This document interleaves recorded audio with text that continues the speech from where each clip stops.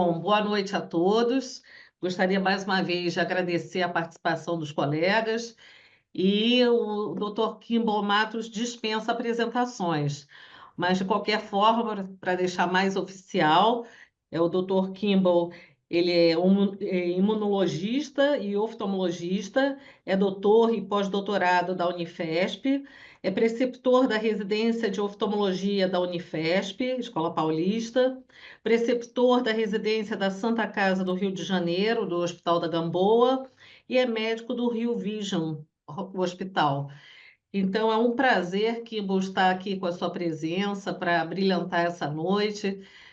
Foi um prazer a sua disponibilidade em participar aqui conosco, desde o CIMASP, quando eu fiz o contato, você sempre muito receptivo e amigo. É. Então, hoje, com certeza, vai ser uma noite especial de compartilhar aí todo o seu conhecimento. Então, muito boa noite e seja muito bem-vindo. Obrigado, querida Valéria, da Rede Dora. E hoje, assim, hoje é um dia especial, porque hoje eu comecei atendendo no Rio de manhã, aí de tarde aqui em São Paulo, e agora de noite aqui em casa na aula. Então, assim, aquela famosa jornada tripla, né, que a gente tem e que isso dá maior prazer. Mas o bom é que amanhã é feriado, então, pronto, acordei às 4h30 da manhã, mas está bom e com o maior prazer de estar aqui. E a Rede Dora assim, é muito importante, porque, e aí vai um elogio aqui em público, né? Veio para acrescentar muito na rede hospitalar do Brasil. Então, assim, começou o esquema aí que eu sei no Rio de Janeiro, e agora aqui em São Paulo a gente já vê o reflexo disso. Inclusive, o meu consultório é na rua do Hospital da Rede Dora, então, assim, agregou muito para a gente aqui. Eu estou muito satisfeito de estar em contato com o pessoal aí da Rede Dora, né? E aí, como a Valéria me pegou no corredor do CIMASP, né, Valéria? Para a gente, assim, Kimball, vamos dar uma palestra, vamos e tal. Então, tem várias coisas, vários pontos que eu falo, que eu atuo. Então, assim, e essa questão da alergia ocular é um ponto que eu tenho muita satisfação de falar, porque a gente publicou um livro agora, o livro mais recente que tem, né, é o livro de alergia ocular, que está aí a referência que a gente fez com o pessoal da Oftalmo, do CBO, e com o pessoal das BAE da Sociedade Brasileira de Alergia, que eu faço parte também. Então, assim, é um livro bastante extenso, quase 1.000 páginas, falando de alergia ocular. Então, nós vamos começar a falar, então vamos começar a passar aí agora os nossos... Então, aí os lugares que eu trabalho, que eu atendo, e vamos lá. Então, o porquê alergia ocular e o porquê que é importante, gente, assim, fundamental, né? Então, a gente tem que ter em mente essa questão da definição, né? É um processo de hipersensibilidade, e aqui já começa importante essa questão da definição, porque é tanto do ponto de vista celular, ou seja, tem células envolvidas, eosinófilo, basófilo, mastócito, quanto a questão humoral, IgE. Então, a gente tem esse erro de pensar sempre na mais comum e clássica aí, né? Se tem IgE, histamina, que é importante, claro, mas a questão celular que a gente vai ver na frente é extremamente relevante para a fisiopatologia das alergias. O anticorpo é a imunoglobulina da classe IgE e as células geralmente envolvidas eosinófilo, basófilo, mastócito e os mediadores histamina e leucotriena. Próximo. E por que isso é importante? Porque essa condição ocular inflamatória da conjuntiva, porque a gente está falando de alergia ocular, basicamente é conjuntiva, claro que a gente tem a questão palpebral e tal, que a gente vai ver também um pouquinho para frente. A hipersensibilidade IgE é do tipo 1, ou não, que é a hipersensibilidade tipo 4, que pode estar envolvida em alguns casos. Então, lembre-se disso, vamos ter em mente essa diferenciação da questão celular e da questão humoral. E aí, basicamente, o que a gente vai achar? Claro, prurido, hipertrofia papilar, com ou sem acometimento da córnea. Nós vamos tocar isso mais na frente, porque quando acomete a córnea é extremamente importante, né? Risco visual, se não corretamente tratado. Próximo. E aqui eu vou começar a fazer um joguinho que eu acho interessante com vocês, porque é o seguinte. Eu perguntei para a IA, Olha, eu vou precisar dar uma aula para o pessoal, para os meus colegas da Rede Dó do Brasil todo. Vou falar de alergia ocular. E a IA criou uma aula, uma apresentação que eu vou, em parte, mostrar para vocês, porque, modéstia à parte, eu acho que a gente ainda ganha da IA, então o complemento que eu fiz da aula a mais ficou, ao meu ver, muito mais interessante. Mas aqui já é a primeira intervenção da IA que eu perguntei assim: IA, eu quero saber a prevalência e o impacto. Então, 20% da população afetada, 40% dos sintomas anuais e 10% desses pacientes procuram busca médica. Então, assim, por que é importante isso? Então, isso é uma visão, né, da inteligência artificial, de assim, o porquê, qual que é a prevalência, qual que é o impacto, qual que é a importância da questão da alergia ocular. Mas, às vezes, ela come algumas bolas que eu vou mostrar para vocês. Próximo. Eu acho importante colocar isso, porque o próximo slide, por gentileza. Hoje em dia, isso está muito, né, muito em voga, essa questão da alergia ocular e assim, inteligência artificial. Então, o que a gente pode ter de diferente em relação a isso? Vamos lá, o próximo slide, por favor. E aí sim, aí vem o complemento. Então, assim, o que eu achei importante colocar para os senhores, claro que a gente está falando basicamente para os colegas oftalmologistas aqui, mas a gente tem que ter ideia dessas alergias sistêmicas, porque exatamente, pessoal, essa interação do oftalmologista com o alergista imunologista é fundamental, porque geralmente essas alergias podem ser sistêmicas também com acometimento ocular. E aí a gente chama a atenção da dermatite atópica, ou de contato, asma, rinite, otite, faringite, a própria conjuntivite e alergia alimentar.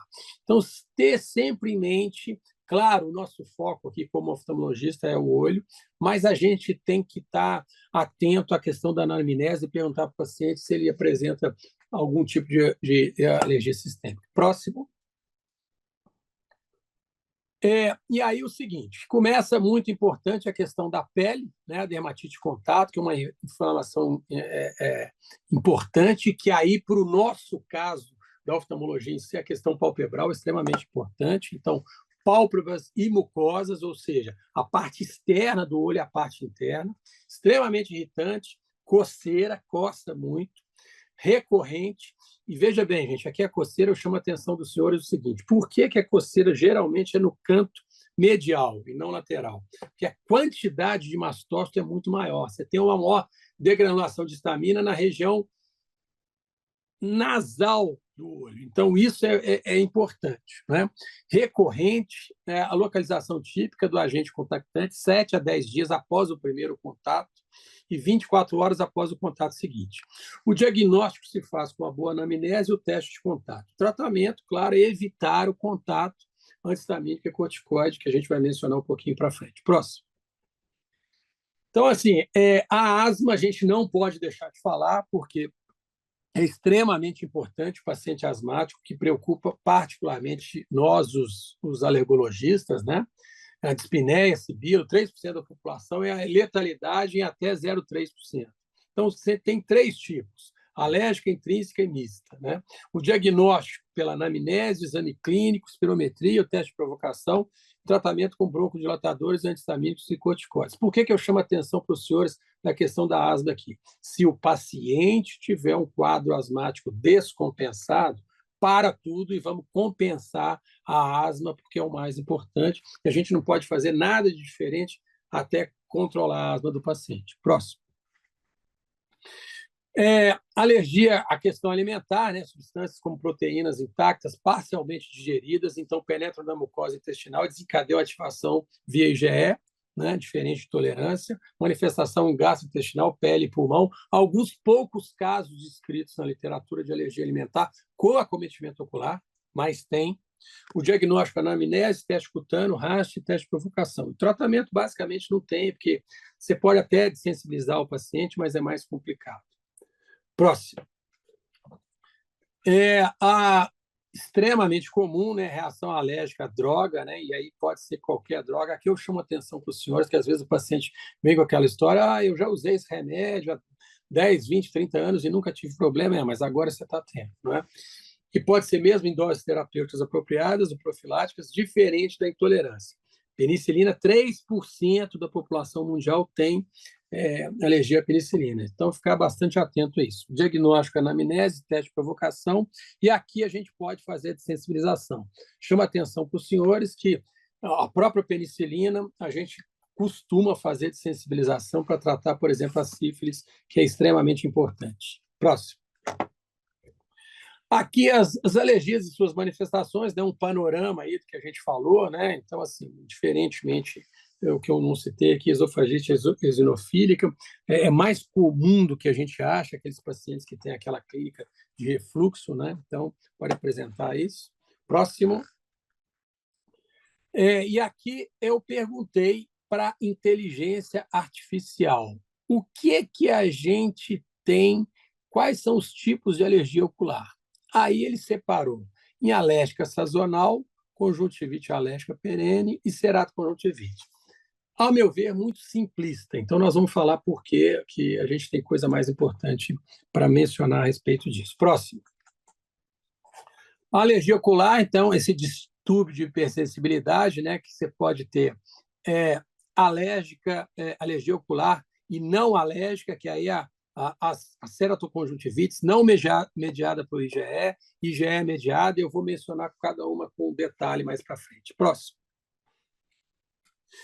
E aí vem, alergia ocular mediada por IgE inclui conjuntivite alérgica sazonal, não é? Então, é importante isso, a conjuntivite alérgica perene, a ceratoconjuntivite vernal ou primaveril, não é? Ceratoconjuntivite atópica, alergia ocular não mediada por IgE inclui a dermatite palpebral de contato. Aqui eu chamo a atenção para os senhores o seguinte, toda vez, isso é muito importante, tenham isso em mente, se vocês tiverem que gravar apenas uma coisa dessa minha aula, é isso. Toda vez que você tiver um cerato na palavra, um acometimento corneano, é indubitavelmente um processo alérgico mais grave, porque acometeu a córnea, você tem um risco de perda visual mais importante. Próximo. Então, o segundo tipo, hipersensibilidade ocular não alérgica, inclui a conjuntivite papilar gigante, que é aquela conjuntivite irritativa, blefarite e outras formas limítrofes ou mistas, tanto a ceratoconjuntivite vernal quanto a atópica são causados por mecanismos mediados por IgE, e não mediados por IgE pode acontecer também. Aqui eu cito muito a questão por exemplo, dos pacientes com usuário de lente de contato, de prótese, que às vezes aquele processo irritativo é diferente de um processo alérgico. Por outro lado, diferente do tipo de conjuntivite alérgica, às vezes estão relacionados, porque os pacientes que sofrem de uma forma podem evoluir para outra. Vou citar mais uma vez, a gente vai ver a papila de célula gigante aí. Paciente usuário de lente de contato, ele pode ter uma ceratoconjuntivite atópica e evoluir para uma giant cells, por quê? Pelo uso da lente de contato. Nós vamos ver mais para frente um caso que eu coloquei. Próximo. A conjuntivite alérgica, então, o básico aí é o olho vermelho com prurido, então esse é o clássico que a gente vê, né? O diagnóstico do exame clínico oftalmológico, anamnese, o teste alérgico, tratamento com colírio antihistamínico, corticoide, imunomoduladores, e investigar a causa sistêmica da alergia. Por quê? Gente, esse tipo de conjuntivite geralmente pode vir acompanhado com a rinite. A gente chama de conjuntivite alérgica associada à rinite. E, nesses casos, eu chamo a atenção dos senhores, não adianta só ficar tratando o olho, porque se a gente não tratar a rinite, não melhora também. Próximo. E aqui os tipos, né? Conjuntivite alérgica sazonal aguda, alérgica sazonal, ali as siglas que a gente usa, conjuntivite alérgica perene, a primaveril ou vernal, atópica e a papilar gigante, que é importante, que eu vou mostrar para vocês a questão de prótese e lente de contatos. Próximas. No Brasil, devido a uma menor taxa de polinização, a conjuntivite alérgica atópica, 5 a 15% da população durante a primavera. Aqui é mais comum isso no sul do Brasil. Então, essa questão da polinose, que é muito comum no hemisfério norte, aqui no Brasil, na região sul, a gente tem. Aqui no sudeste, no nordeste, no norte, tem menos incidência. E as formas graves, aproximadamente 70% a 80% de todas as alergias oculares. Lembra bem, a sigla, aquele Czinho ali da conjuntivite, cerato, que tem acometimento corneano, é mais grave. Próxima. A primaveril, considerada rara na maior parte do mundo, eu falei, é mais prevalente na América do Sul, América Central, região do Mediterrâneo. Nesses casos, o alérgeno não é o pólen, mas o ácaro, comum em ambientes úmidos fechados. Então, aqui em São Paulo, Rio, Sudeste, todo o Norte e Nordeste, a gente tem essa prevalência do ácaro muito mais comum que a questão do pólen. Próximo. Os fatores de risco. Aí eu perguntei para a nossa digníssima Iá. E os fatores de risco para alergia? Ela citou a genética, as outras alergias, aí rinite, asma, ou sinusite e exposição ambiental. Então, isso daí é um modo simples da IA mencionar a questão dos fatores de risco para alergia ocular. Próximo. Os principais alérgenos, segundo a nossa digníssima IA, não é a poeira e ácaro, o pólen, pelo de animal, os cosméticos. Então, aí está bastante resumido, mas dá uma ideia boa. Eu achei interessante esse aspecto que a inteligência artificial colocou para a gente. Próximo. Os sintomas principais, a coceira intensa. Por que coceira é importante na alergia, gente? Basicamente, porque 90% dos mediadores pré-formados constituídos de histamina. Então, a histamina, o padrão clássico é o prurido, a coceira. E aí a gente tem os pós-formados, tipo leucotrieno, que pode dar coceira também, mas aí entra mais a questão da hiperemia, da vermelhidão, lacrimejamento e o inchaço das pálpebras, porque toda vez que você tem um processo alérgico, você tende a ter esse edema. Por quê? A degranulação, a histamina abre vaso. Abre vaso, sai líquido para o sítio extravascular. Por quê? Para facilitar as células. Então, você tem edema em função disso. Próximo. Sintomas secundários, a sensação de corpo estranho, fotofobia, secreção clara e a visão embaçada. Então, isso pode acontecer, claro, nos casos mais graves. Então, ficar de olho, principalmente nas crianças com baixa de acuidade visual e acometimento corneano. Próximo. Aqui que eu gosto de mostrar a importância, né, gente, da gente fazer a inversão da pálpebra. Às vezes o paciente com aquela fotofobia, aquele edema, mas é importante. Mesmo que você tenha que anestesiar o paciente, eu insisto. Por quê? Porque você vai achar a presença de papilas gigantes, às vezes da conjuntiva palpebral superior, paciente com a ceratoconjuntivite primaveril, a forma palpebral. Essa secreção mucosa esbranquiçada, com grande quantidade, tende a se acumular entre as papilas gigantes e formar os enormes filamentos que aumentam com calor. Sinal de Maxwell-Lyon. Né? Então, é isso, aquela gosminha que o paciente faz. Próximo. A questão límbica é extremamente importante. Por quê? Gente, como todo acometimento da córnea, quando você tem um acometimento límbico, o prognóstico é pior, é uma doença mais grave. Então, fique atento a isso. Por quê? O limbo é o fator de proteção da córnea. A partir do momento que ele está acometido, piora a situação. Então, você tem aí, no caso, hipertrofia de papila no limbo, que tende a coalescer, deixar o limbo com aspecto gelatinoso, acinzentado em toda a sua extensão. Nos casos graves, pode haver invasão em direção à região central da córnea, com neovascularização e, consequentemente, o comprometimento da visão. Próximo. E aí os famosos, né, pontos de Horner-Trantas no limbo do paciente com ceratoconjuntivite primaveril, que nada mais é do que um acúmulo de eosinófilo. Então, está aí, geralmente na região superior. A explicação anatômica é óbvia. Superiormente, no nosso tarso, a gente tem muito mais célula imunocompetente, por isso que você tem muito mais papila do que na região inferior. Próximo. A ceratite punctata difusa, então sempre colocar fluoresceína para avaliar esses pacientes, paciente com ceratoconjuntivite primaveril, que você pode ter associado uma úlcera escudo, né? Então não é incomum, e às vezes por isso que o paciente fica com essa fotofobia, então está na parte superior da córnea, é bastante importante. Próximo. E aí eu perguntei para a nossa digníssima IA, e o diagnóstico? O diagnóstico é o exame clínico, histórico, o teste, isso não foge muito, claro, é meio que óbvio. Né? O próximo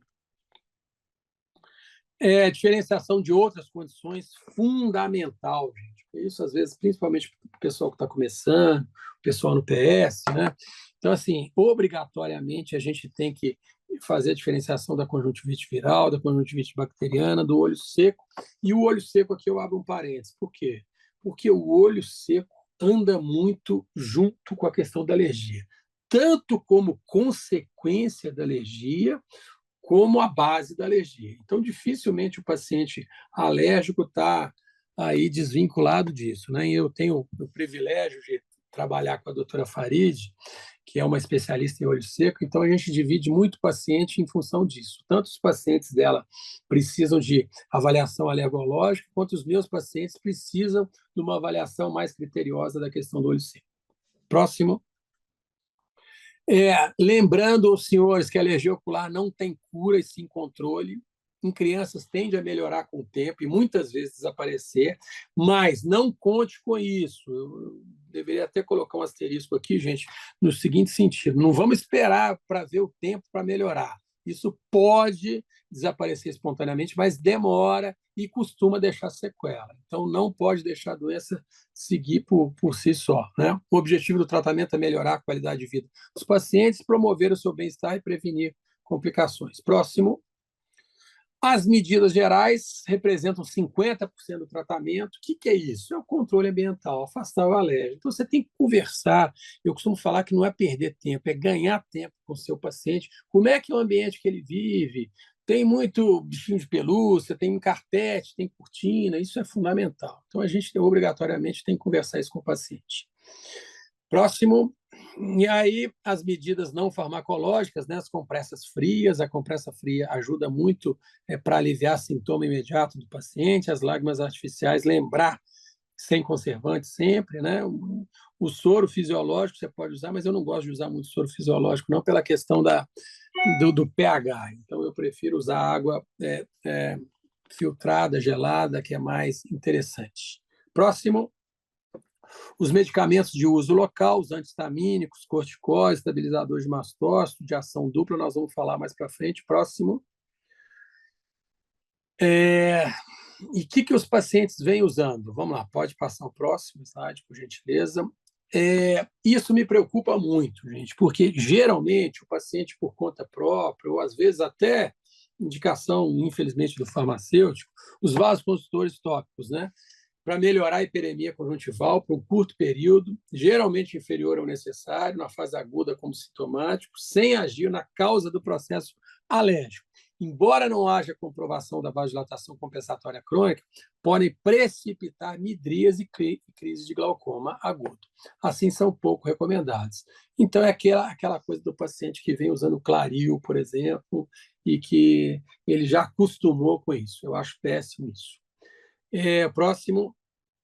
Aí a gente tem os colírios antialérgicos, né, o estabilizador de membrana de mastócito, né, promove uma estabilização da membrana de mastócito. E aqui eu abro um parênteses para os senhores. A questão de mastócito é bastante importante no sentido que na coceira você tem a degranulação, a liberação de histamina, mas você tem o fator mecânico também, que faz que a superfície do mastócito seja comprimida e, consequentemente, libere histamina. Né? Então, esse promover a estabilização da membrana é extremamente importante, impedindo a degranulação das células e, consequentemente, a liberação de mediadores químicos pré-formados e recém-formados. Devido aos mínimos efeitos colaterais, pode ser usado profilaticamente. Então, o colírio antialérgico a gente pode usar durante muito tempo, por um tempo prolongado. Próximo. Cromoglicato de 2 a 4%, o início de ação é a partir de 10 a 14 dias de uso. Esse aqui é o ponto, porque às vezes o paciente vai começar a usar, só daí 2 semanas ele vai ter um efeito, né, benéfico. A dose, uma gota 4 vezes ao dia, 6 horas, em crianças com mais de 4 anos de idade, que isso é que está em bula. Próximo. Dupla, tripla ação antihistamínica estabilizadora da membrana dos mastócitos, são consideradas drogas padrão ouro, né, usadas para promover o alívio imediato dos sinais e sintomas na fase aguda e também na profilaxia. Próximo.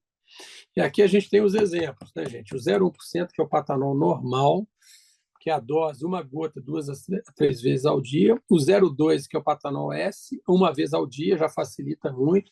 Outro aspecto importante dos pacientes com alergia ocular, a aderência ao tratamento, extremamente importante. Então, se você pode utilizar um colírio uma vez ao dia, em vez de 2 a 3 vezes ao dia, eu prefiro. Então, eu confesso para os senhores que eu tenho usado muito mais o patanol S. O cetotifeno, né, que é o Octifen, né, uma gota a cada 12 horas. E o Lastacaft, que eu uso muito também, uma vez ao dia. Próximo. Os medicamentos sistêmicos, né? Os antihistamínicos orais, os corticoides orais, os imunossupressores, nós vamos falar mais para frente.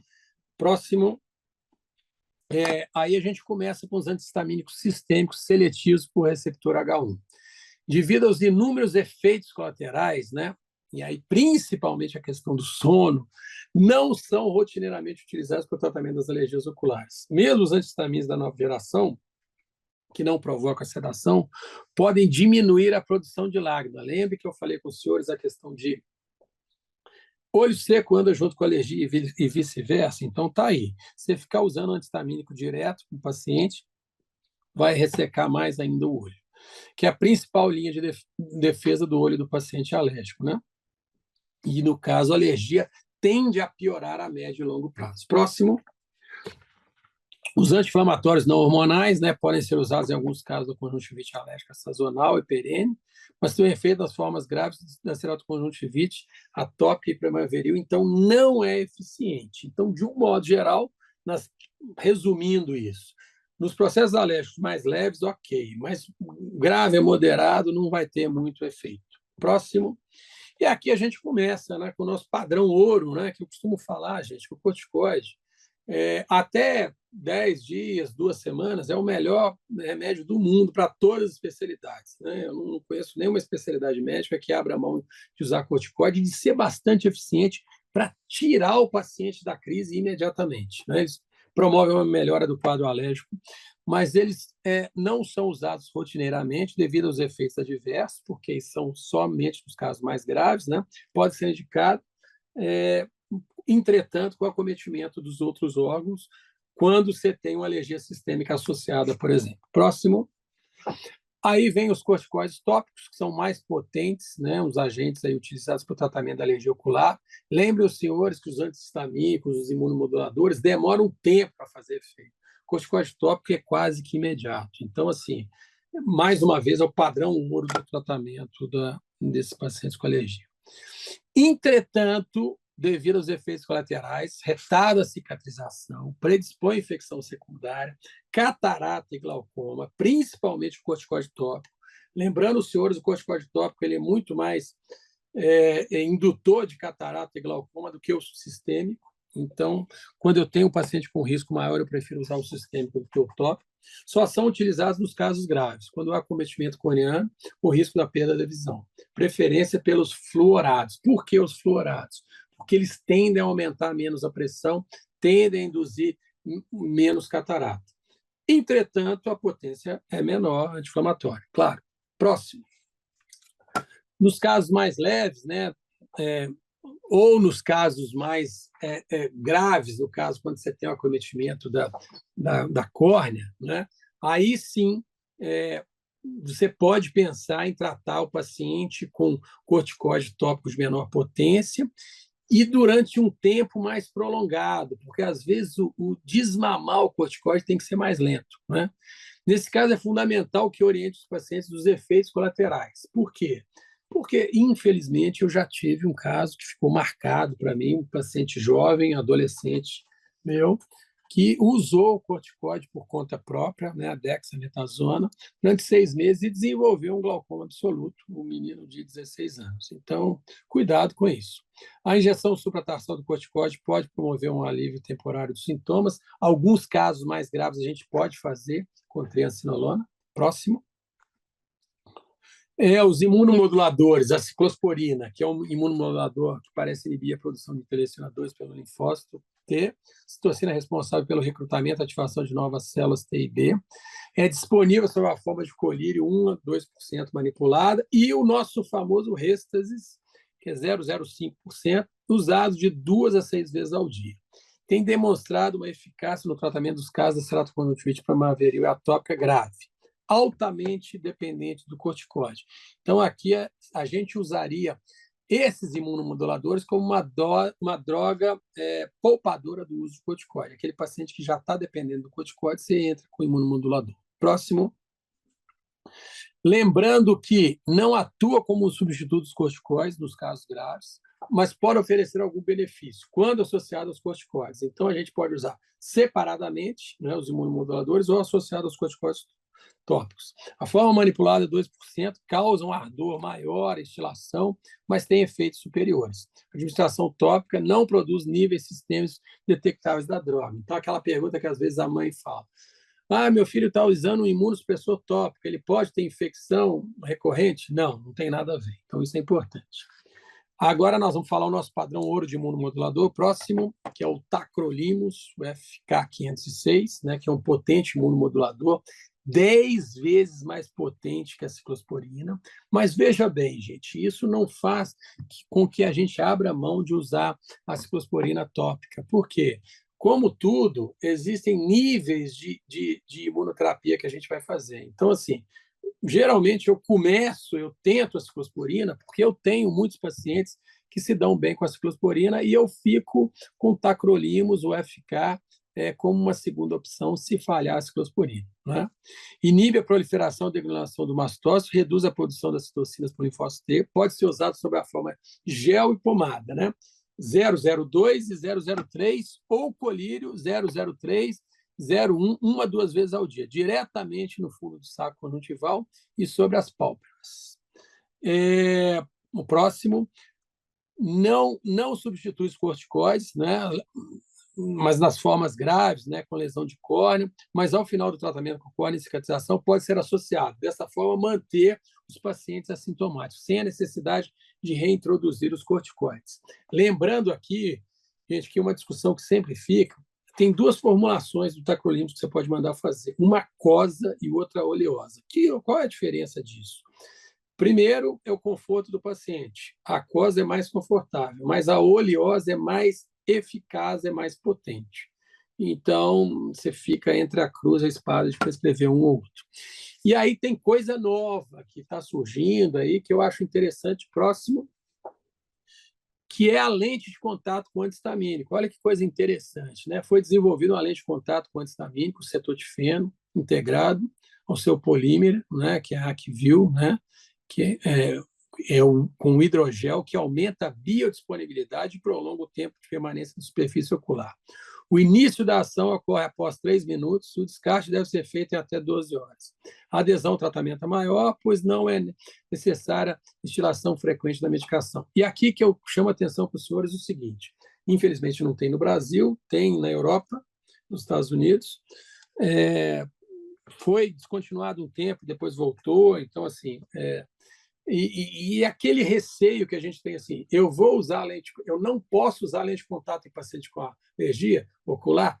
Não durante a fase aguda, quando o paciente está com o olho bastante irritado, você não vai prescrever a lente de contato. Mas numa situação dessa é para prevenir futuras crises. Então, assim, não é uma verdade absoluta que paciente usuário de lente de contato não pode ser usado em paciente com alergia. Desde que o paciente esteja controlado, pode ser usado, sim.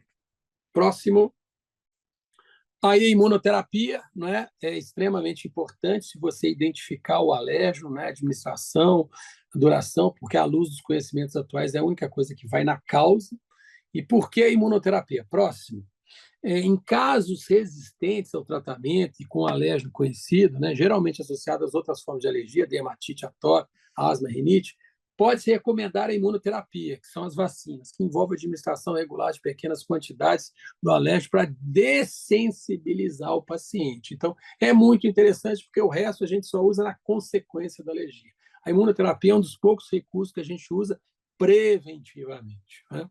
Claro que deve ser realizado por profissionais altamente capacitados. Próximo.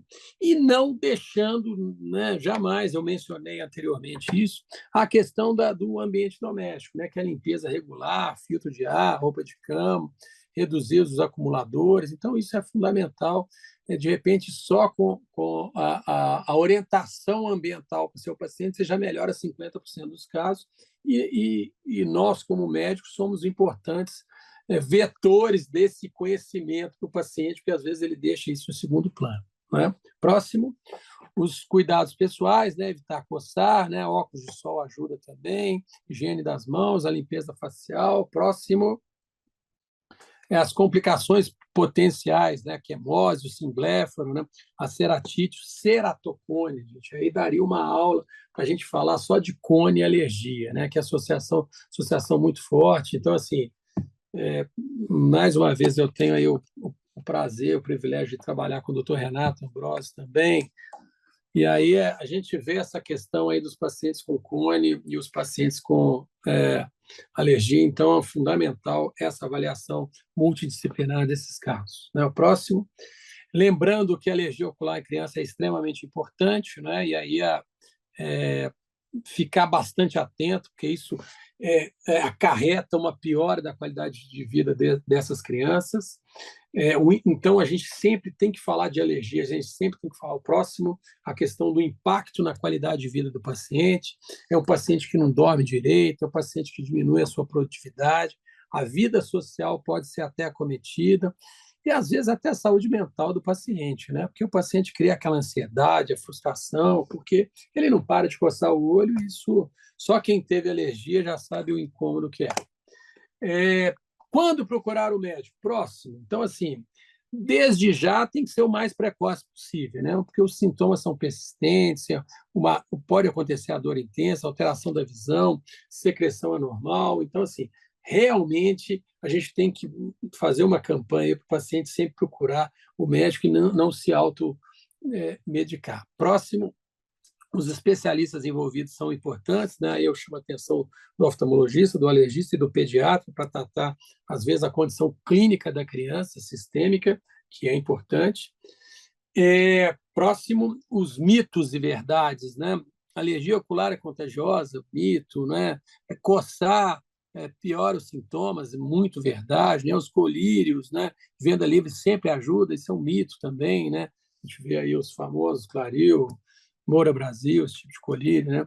Pode afetar a visão, né? Permanentemente, sim, né? Alergia ocular tem cura definitiva, é um mito, né? A gente sabe que tem controle e não tem cura. Próximo, os avanços no tratamento, novos antihistamínicos estão surgindo o tempo todo, porque é um filão muito importante, gente, da indústria farmacêutica, porque pensa, é paciente que você vai ter, você vai vender aquele colírio para aquele doente o resto da vida, né? Então, assim, os imunobiológicos são drogas de alto custo, extremamente caras, usadas para as alergias sistêmicas, né? Que a gente, às vezes, tem alguns benefícios para a alergia ocular também. A imunoterapia sublingual pode ser usada, assim como a imunoterapia subcutânea, e as terapias combinadas, que é a abordagem múltipla com a melhora da eficácia. Conclusão e recomendações próximo. O diagnóstico correto, extremamente importante, aquele diferencial, se é alergia ou não. Lembrar para o paciente, gente, tratamento personalizado. Hoje, aí no Rio, eu pude atender 2 pacientes com a mesma pergunta. Doutor, mas quanto tempo eu vou tratar? Eu estou bem, mas eu vou ficar bem assim? Eu vou ter que usar remédio? Eu vou ter que usar vacina? Como é que é isso? Então, assim, cada caso é um caso, né? E a prevenção contínua é fundamental, né? Então, uma vez sensibilizado do alérgeno, ok, mas você tem que evitar isso. Próximo, a rinoconjuntivite é a manifestação comum, diagnóstico, anamnese, os testes alergológicos, PRIC, PET e o RAST, né, do soro, tratamento, drogas e imunoterapias, vacinas. Próximo, as vacinas que eu já mencionei, principalmente para os agentes inaláveis, ácaro, mofo, pó domiciliar, são divididos em séries semanais, subcutâneos, tratamento longo com efeito residual interessante. Eu tenho paciente que eu fiz imunoterapia 2, 3 anos e ficou 20 anos sem manifestação alérgica e sem usar nada. Né? É paliativo, mas melhora muito a qualidade de vida do paciente. Próximo, então, fazer uma propaganda aqui para vocês, que hoje a gente tem um centro de alergia ocular e UV-ITS aqui no na cidade do Rio de Janeiro, né? Claro, eu faço isso aqui em São Paulo há um tempo, mas agora a gente está fazendo lá no Rio Vision, em Ipanema. Próximo, é, a frequência, eu vou a cada 14 dias, consultas a cada 30 minutos, a gente faz o laudo dos testes do paciente, do PRIC, do PET. Próximo, o paciente-alvo, né? É o paciente com ceratocone, olho seco, queixa de prurida ocular, alergia à maquiagem. A gente tem um kit lá bastante interessante para a gente pesquisar a alergia à maquiagem nesses pacientes, né? Principalmente com rinoconjuntivite alérgica, qualquer e quaisquer outros tipos de alergia associada. Próximo, e aqui só um exemplo do prick test que a gente faz, né? Os alérgicos que a gente procura aí, ácaro, poeira, fungo, pelo de animal, cão e gato, chocolate, leite. E o próximo, o PET teste, que a gente faz nas costas dos pacientes, que é uma leitura tardia, que a gente faz aí, põe o teste de maquiagem para os pacientes. Próximo, queria fazer, claro, não deixar aí perder a oportunidade de fazer a propaganda do nosso livro. Quem quiser ter mais informação, são quase 1.000 páginas de alergia ocular, que eu tive o prazer, a satisfação de escrever junto com o Dr. Eduardo Souza Lima, que é o próximo presidente da Sociedade Brasileira de Alergia. Então, um livro que é a visão do oftalmologista e do alergologista. Então, a gente tem aí quase 100 capítulos, dividido meio a meio, aí uma parte os colegas oftalmólogos escreveram, outra parte os colegas alergologistas escreveram, e isso daí vai dar uma noção para vocês muito bem definida da importância, o que é alergia ocular. E eu queria, próximo, agradecer mais uma vez o convite, deixar os meus contatos aí, e estou à disposição aí da Redidor, dos colegas aí do Rio, aqui de São Paulo, e se a Valéria precisar de mim, é só lá convocar que eu estou às ordens.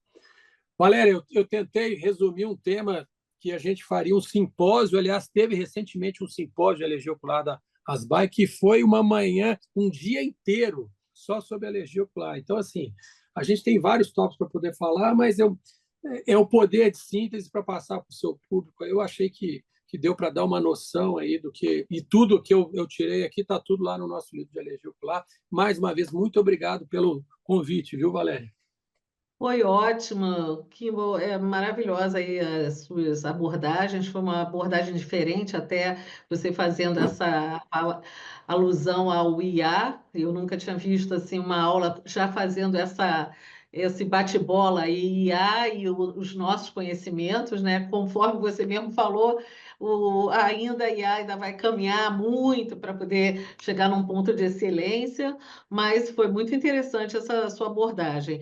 Enquanto a Isso. gente está esperando os colegas colocarem alguma pergunta no chat, eu estou vendo aí que tem a nossa querida Gisela Garcia, que faz referência aqui no Rio para a gente, e outros tantos colegas que eu estou aguardando aí colocarem, Maria Rachid, tudo mais, colocarem alguma colocação no chat. Eu vou começar a colocar algumas perguntas para você. O seguinte, você até citou a lente de contato que tem o cetoadifeno na Sim, composição, que é a TeraVision da Aquiview, sim. e só para fazer uma complementação, essa lente que você não chegou a citar, mas é bobagem isso, ela só tem correção esférica, tá? Para as pessoas que estão ouvindo, eu acho que é Boa. interessante terem essa referência. Mas como a gente não tem aqui, só nos Estados Unidos, Europa, você já teve experiência de usar esse tipo de lente? Não, e eu te confesso o seguinte, Valéria, que assim, às vezes, claro que o ideal é que você consiga corrigir o erro refrativo do paciente, mas assim, eu fiquei tão interessado nessa lente só pelo produto que tem, que poderia ser uma lente sem grau nenhum, entendeu? Então, assim, mas não, porque assim, aqui no Brasil, infelizmente, não chegou e tal, e eu acho. Mas, e outra, e cetotifeno é uma das drogas. Você pensa que se a indústria evoluir para isso, você pode literalmente colocar o medicamento que você quiser na lente de contato. Imagina a revolução que vai ser isso para tratamento crônico. Sei lá, eu até pensei a questão do glaucoma, não sei, sabe? Então, mas não, experiência nossa aqui clínica, para falar que não, eu tive 2 pacientes que trouxeram de fora, entendeu? É, ainda na linha lente de contato, a gente sabe, né, que quando os pacientes têm esse potencial alérgico, o ideal é que não usem lente, e se usarem uma lente One-Day de descarte diário Sim. ou até mesmo rígida. Mas tem aqueles pacientes que são usuários, são pacientes que fazem esporte, que às vezes forçam um pouco a barra para o uso de lente de contato. Nesse tipo de paciente, você teria outra sugestão, fora essa questão de colocação de uma one day, até para usar só durante o período em que estivessem fazendo atividade física, ou você teria alguma outra coisa que a gente pudesse fazer associado? Tem, Valéria, assim, eu acho até graça disso, porque quando a gente começou, eu conversando muito isso com o doutor Renato Ambrosio, eu falo assim, Renato, a gente está criando uma nova é, clientela para você, porque assim é uma das boas indicações para cirurgia refrativa. A verdade que é essa, porque assim, pela minha experiência, Valéria, pode até usar. Quando o paciente está controlado, aquilo que eu falei, sem problema, eu tenho os jovens que também usam, aí agora, eu não sei aí no Rio, mas aqui em São Paulo está a onda do tal do beach tênis, então os meninos vão jogar beach tênis direto e tal. E é uma questão complicada você jogar com óculos. Então, assim, se não tiver papila gigante, se a conjuntivite, se o processo alérgico estiver ok, ok, usar 1, 2, 3 horas não vai ser muito problema. O problema é o paciente insistir com o olho previamente já irritado pela alergia. Aí vai dar ruim, entendeu? Então, assim, então é um paciente que, se tiver condição, claro, é um ótimo candidato para a cirurgia refrativa, a verdade é essa. Outra coisa que eu ia colocar aqui é quanto ao uso dos hipotensores oculares, né? A gente às vezes pega uns pacientes que são muito refrativos a alguns hipotensores, ou até a muitos. A gente sabe que a maior potencial alérgico é da brimonidina. Primonidina. Mas você teria alternativas antes de pensar no SLT propriamente, nesses pacientes que são muito, muito refratários ao uso de hipotensores? O que que você acha que seria assim uma alternativa em termos Tá. de menos alergenos, digamos assim? Boa pergunta, Valéria. A questão é a seguinte: a gente tem basicamente dois que geram um problema maior, que é a brimonidina, que você já mencionou, e, claro, todos os análogos da prostaglandina, né? Não tem jeito, prostaglandina é Isso. igual a inflamação. Então, assim, a minha experiência é que, se o paciente realmente tem essa intolerância, não insista e não brigue com a alergia à droga, porque a alergia à droga é gravíssima, entendeu? Então, assim, eu costumo respeitar demais, e às vezes você tenta até uma troca e tal, mas assim, se o paciente está insistindo com isso, não libera o uso do colírio para ele, não, porque é um problema maior que você vai ter. Bom, outra coisa, o Tracolimos em crianças pequenas, na bula, é a partir de 3 anos de idade. Você tem experiência em uso de Tracolimos em criança? Tem, mas aí eu uso, apesar de estar na bula 3, eu tenho o meu padrão ouro, que é 4 anos, entendeu? 4 anos eu uso, e aí eu começo com a concentração 0,01 lá embaixo e com a solução aquosa e não oleosa, entendeu? Para ser menos agressivo para o paciente, porque uma vez, Valéria, eu não tenho alergia, graças a Deus, no olho, mas eu taquei um tacrolimus no meu olho, parecia assim uma pimentinha, entendeu? Então eu entendo a queixa do paciente, principalmente quando ele usa 0,1 de oleoso, que é o mais potente que a gente tem, assim, é muito desconfortável, a verdade é essa. O Tracolimos, né, lógico que foi uma revolução aí para diminuir os efeitos colaterais do corticoide, ser um risco da hipertensão ocular, mas a doutora Ana Luísa Rolfing, ela até citou que tem um estudo que leva 3 anos para diminuição de papilas, mesmo com o uso de Tracolimos. Você sabe dessa questão? Vamos lá, o que que eu acho isso? A questão de papila, quando você tem já um componente celular instalado, inclusive eosinófilo mais fibroblasto, às vezes a questão você não vai conseguir reduzir nunca. Então, uma das possibilidades é fazer, por exemplo, injeção de triancinolona no tarso ou fazer a remoção mecânica das papilas, entendeu? Porque se já é um processo estabelecido, não adianta você ficar imunossuprimindo o paciente, vai demorar a vida toda e não vai resolver. Então, eu acho que nesses casos mais refratário, você tem que partir ou para a questão cirúrgica ou para a questão de injetar corticoide nesses pacientes, que funciona bem. É. Outra coisa, tem uns pacientes que ficam citando para a gente um certo prurido nas pálpebras, e a gente começa a tentar usar uma pomadinha ali de corticoide. Você tem algum padrão que você começa a usar assim 3 vezes ao dia durante um X número de tempos, para essa coceirinha da pálpebra, que às vezes não é relacionada propriamente a uma blefarite, ele já usa Ah, pronto. uma questão de higiene, de lubrificação, mas ele vem com um quadro um pouco mais agudo. Olha, está me incomodando muito, não é o meu olho, é a pálpebra. Como é que você aborda isso? Boa, você tocou num ponto aí fundamental. Primeiro, Valéria, é afastar as blefarites, né? Então, a questão da blefarite crônica, a questão que veio agora em voga do Demodex. Então, assim, isso é importante, você tem em mente que isso não deve acontecer. Hoje, coincidentemente, aí no Rio, eu tive uma jovem que a gente fez o PET teste dela e a gente descobriu o cloreto de cobalto que tem no esmalte dela, entendeu? Então, assim, o esmalte que ela usa provoca prurido palpebral. Então, assim, você tentar mais uma vez. Então, eu acho assim, esse raciocínio que a gente tem na alergologia é bastante interessante. Tenta, na medida do possível, identificar o alérgeno. Afastou o alérgeno, você resolve o problema do paciente. Então, é uma das possibilidades dele ter um processo palpebral de ser esmalte, por exemplo.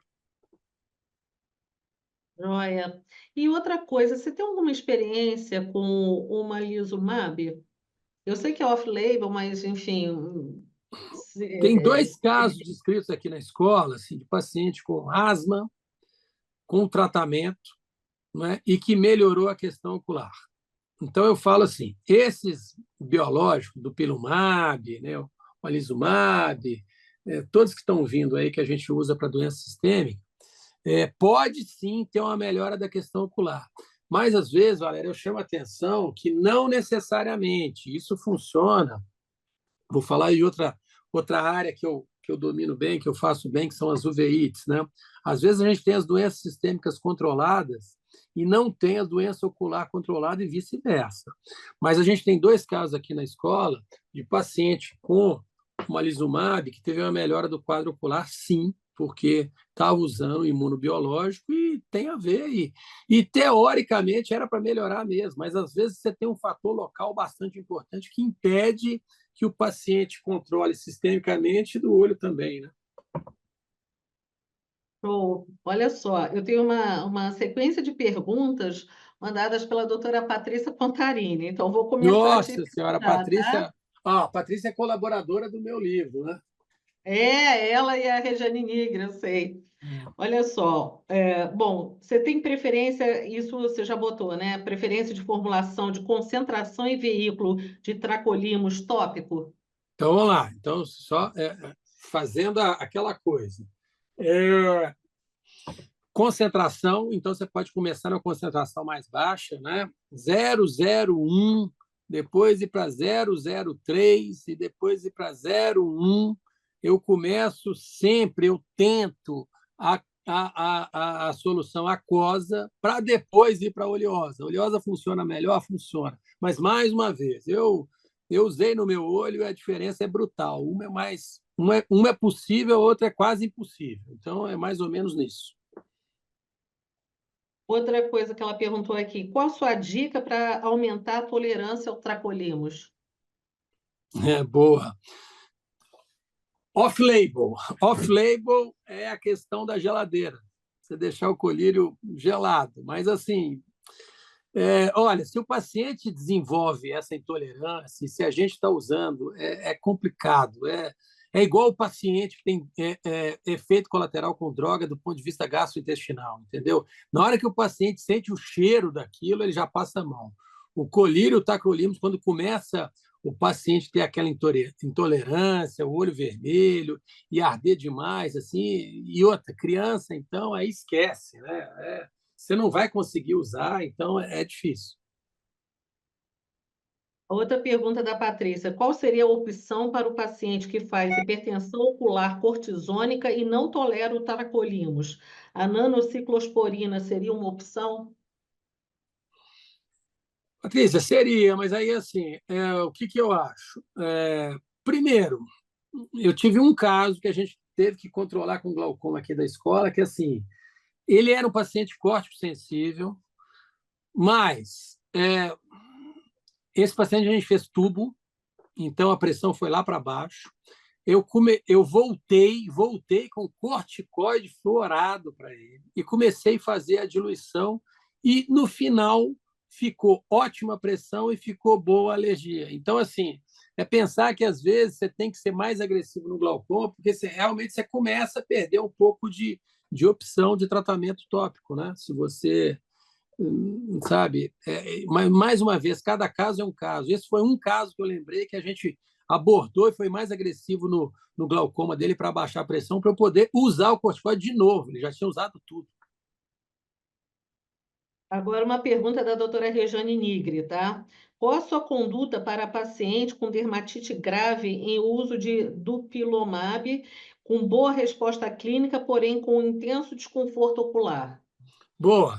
Isso, aliás, está na bula do dupilumab que você pode induzir a conjuntivite alérgica.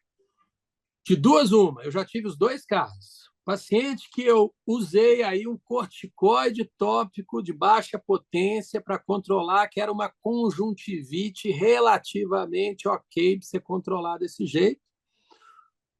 E o outro, trocar droga. Aí não tem jeito, aí a gente usa um inibidor de JAK, que é uma outra droga no lugar do dupilumab, entendeu? Então aí é para o colega alergologista falar assim, ó, não dá, esquece, porque você está melhorando a pele do paciente, mas você está acabando com o olho dele, eu já tentei de tudo, então nós vamos tirar o dupilumab. E aí a gente vai para o inibidor de JAK, que funciona nas dermatites também. É uma outra possibilidade. Agora, agora quem está falando sou eu, né? Esse inibidor da JAK é muito cara e tem que ter pelo menos, no mínimo, 8 meses de uso, não é isso? Que Ah, é na, off-label ver, também. Na verdade, Valéria, a gente tem feito muita judicialização disso, entendeu? Então, assim, porque agora tá na bula, inclusive. Eu tenho até uma paciente que me consultou aqui, olha só, olha que coincidência. O Rinvoq, que é o Isso, inibidor de JAK. Então, assim, e aí ela falou assim: ó, o meu advogado já Invoque. conseguiu, o dupilumab, você teve uma falha secundária, a filha dela usou durante 2, 3 anos, foi ótimo, e começou a falhar, e aí o colega alergologista, vamos usar o inibidor de JAK. Aí já entrou, ela é advogada, já conseguiu, pronto. E qual seria a dosagem que você usa? É um comprimido de 15 miligramas, né? Um comprimido por dia Do quê? Do Rivoc? do Rivoque, é. Deixa eu ver aqui. Tem um tempo que eu não uso, eu uso conforme a bula, entendeu? Eu até fiz uma pesquisa um tempo atrás aí. Eu tinha esse Isso daí paciente que ia. é uma informação que eu peguei da doutora Mirna Serapião. Eu acho que é essa a dosagem e o uso. Vamos ver aqui.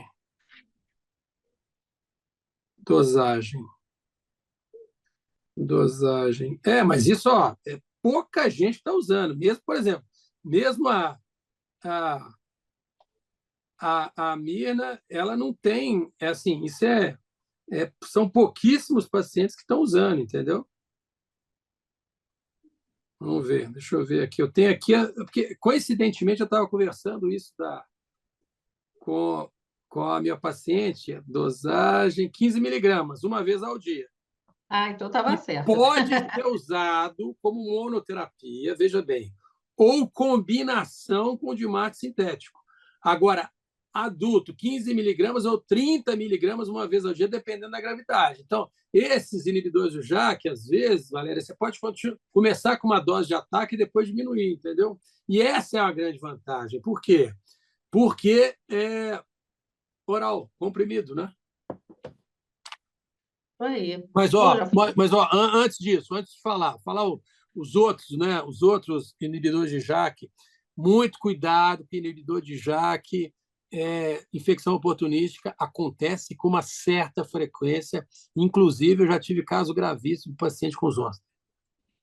Então, assim, no começo, legal, mas assim, como toda droga, vai com calma e a gente tem que ficar de olho, porque a imunossupressão a médio e longo prazo para a questão viral é importante.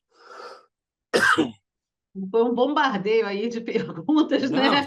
só gente de peso, né? Devia. Ó, meu livro está até aqui, né? Então, assim, ó, eu fico ele até aqui, né?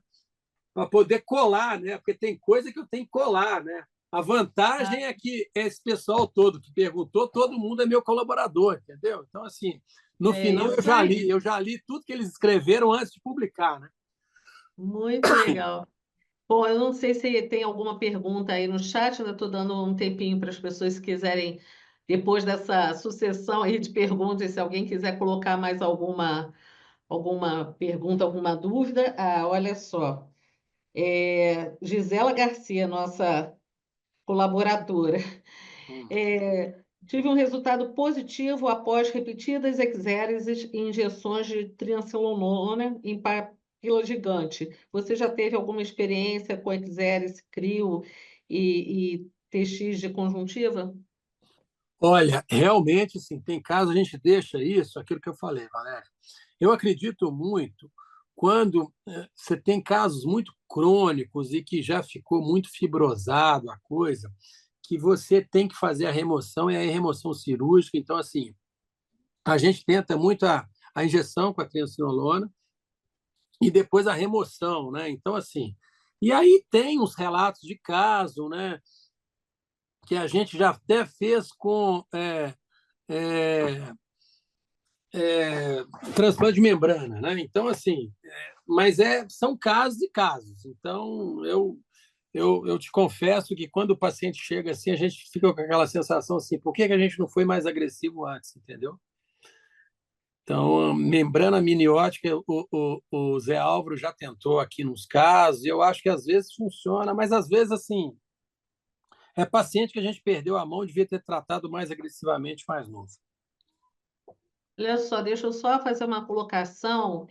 Parece que o pessoal estava com dificuldade, o Rick de TI, em colocar no chat pergunta, porque essas perguntas estão vindo para mim pelo WhatsApp. O Rick, vê o que está acontecendo, que parece estar bloqueado aí. Eles não estão conseguindo escrever pelo chat. Então, Verifiquei agora, doutora. desbloqueou? Bom, então está desbloqueado para quem quiser ainda fazer alguma pergunta pelo chat, tá? Ou mesmo, Valéria, Daqui. se não der tempo e depois você quiser me encaminhar, eu respondo tudo e te devolvo, entendeu? Então, assim, claro que se as pessoas quiserem fazer agora, ok, mas se não, Ah, depois. tá joia. Já surgiu aqui uma pergunta, ó, doutora Marian Rachid.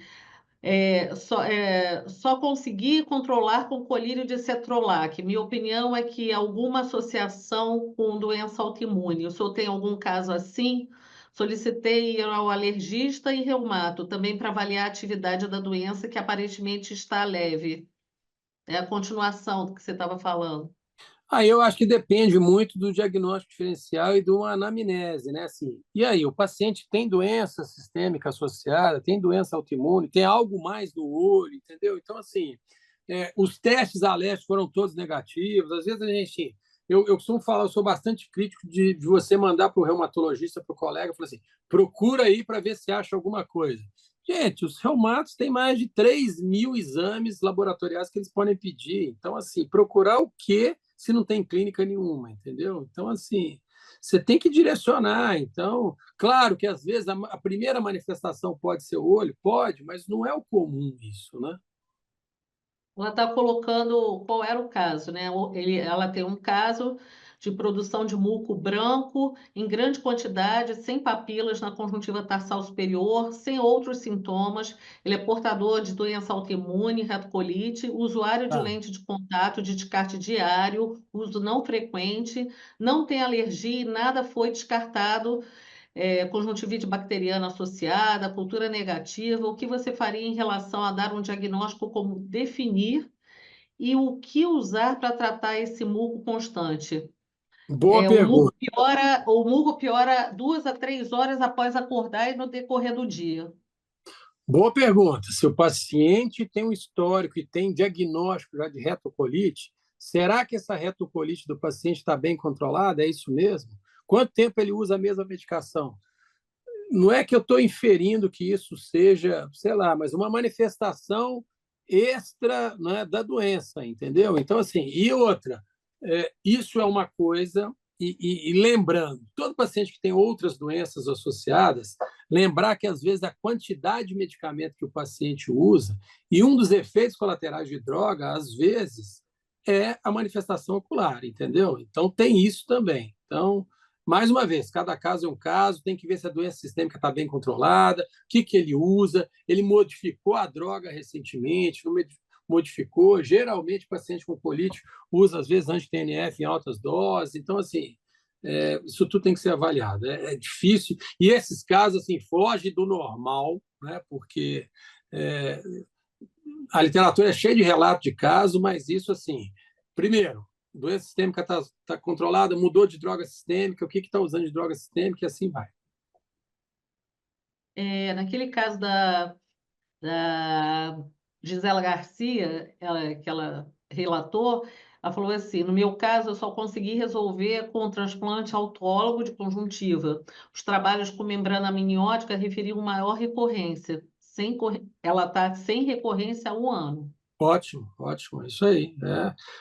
No final, né, Valéria, chega aquele assim, tentativa e erro, né? Assim, você já tentou, vamos fazer o quê, né? Alguém, aí você junta um tanto de médicos, assim, alguém tem alguma coisa nova para sugerir, aí vamos fazer. A doutora Maria Regina Chalita, prazer aqui estar Opa, conosco. minha Um querida peso amiga. pesado, peso pesado. Ela colocou aqui, em casos crônicos e graves que conseguimos controlar com tracolimos tópico, podemos manter o colírio por bastante tempo? E tenho pacientes que consegui diminuir a frequência, mas se tiro totalmente o colírio, o quadro volta. Então, essa é a pergunta dela. Xalita, querida, eu tenho paciente com tacrolimus, assim, não o colírio em si, mas até a droga sistêmica. 5 anos de uso, sem problema. Então, assim, é uma droga que depois que o paciente entrou no esquema, eu acho que é uma droga segura. É mais ou menos nas devidas proporções o aciclovir que eu uso profilático nos meus pacientes que têm herpes de repetição, entendeu? Então, pode usar enquanto tiver sem problema, pode usar, não tem uma restrição, não. Deixa eu te fazer só uma colocação que a Marian também complementou em relação ao caso anterior. Como tratar o muco intenso nesse caso? Ele não usa nada no momento, está controlado, por isso pedi a consulta no reumatologista. Olha, o muco, assim, vamos lá. Então, primeiro, muco mesmo, você mandou a amostra para o laboratório para ver se tem alguma coisa. Então, assim, pesquisar que tipo de célula que tem. Então, seria uma possibilidade. Você fazer uma coleta da secreção aí para ver se tem alguma coisa para se identificar. E se for só muco mesmo, o paciente, claro que é chato você deixar o paciente assim, mas se não tiver um processo infeccioso inflamatório, é retirar o muco e orientar o paciente a fazer a limpeza disso e pronto, né? Mas assim, eu acho que vale você coletar esse muco antes de fazer qualquer coisa e mandar para uma citologia, por exemplo. Bom, deixa eu ver se alguém ainda quer colocar mais alguma coisa no chat, mas deixa eu ver aqui. Acho que agora encerramos as perguntas. É, Bom, mas, de qualquer mas forma, eu você fico. colocou a disponibilidade aí Isso, claro, do seu e-mail e tudo mais, claro, e claro, claro. alguém que tem algum tipo de pergunta mais específica, se quiser me mandar pelo Sim, WhatsApp, eu encaminho para você. sim, E, enfim, realmente foi fantástico esse bate-papo aí, ao final ainda complementou mais ainda essa brilhante aula. claro. Eu sabia que não ia ser nada diferente disso quando eu fiz o convite lá no CIMASP. E hoje, excepcionalmente, o Almir teve que entrar numa cirurgia de emergência e Não, ele sem está problema. preso lá no centro cirúrgico. Eu estava tentando falar com ele para ver se ele conseguia te dar um Não, boa, a verdade, Valéria, é que o mas a Almir não coisa aguenta. deve ter esquentado por lá, porque ele não Não, está não, conseguindo mas a nem verdade é estar que o Almir não online. aguenta mais Então, ouvir eu falando, entendeu? Então, pronto, ele tem isso imagina, daí. um prazer. Olha, um prazer, só temos assim gratidão pela aula brilhante, pela tua disponibilidade. Eu sei que você está cansadíssimo aí Não, em mas função ó, super dessa animado. tripla jornada, Rio de Janeiro e dando aula e voltando para São Paulo e Isso, atendendo. isso, Realmente você é um guerreiro. Amanhã você descanse, isso. mas descanso merecido. E Mas eu vou só te dizer que foi fantástica, só gratidão aí pela sua disponibilidade, é um a prazer, Valéria. todos Sempre os que colegas precisar, que estão aqui presentes até agora, né? ótimo. Agradecer a todo E, mundo aí e falar, dar um spoiler aí que daqui a exatos 3, 4 meses vai sair o meu novo livro de Olho e Doença Sistêmica, mais ou menos um livro de 1.800 páginas. Então, é um livro que vai abranger todas as doenças sistêmicas com acometimento ocular, que é uma coisa que eu olha, vai gosto muito. ser fantástico, fantástico. Esse teu livro novo é realmente uma bíblia de alergia. Cheguei a vê-lo lá no CIMASP e é espetacular, vou te dizer. Te agradeço muito. Foi, foi incrível. Assim, uma boa até oportunidade da gente agora comentar com os colegas que não conheciam o livro, por favor, Isso. confiram, porque vão estar super atualizados em relação à Isso. alergia e essa Agradeço muito. visão do oftalmologista com o alergista, Alergista. né? Sim, É isso mesmo. fantástico. Agora você subiu muito o sarrafo para próximas reuniões, então realmente agora a gente vai ter que pensar muito seriamente em quem convidar para a próxima Não, que isso, reunião. tem muita gente boa. Eu costumo falar, Valéria, que a parte boa do meu livro foram os colaboradores, e a parte que não ficou tão boa, mais ou menos, foi minha, entendeu? Então, assim, quem fez a Não, diferença não, são as pessoas que não. entraram aí no chat para fazer a pergunta, só gente de gabarito, e eu tenho muito orgulho de conhecer e trabalhar com várias pessoas, assim, super talentosas no Brasil todo.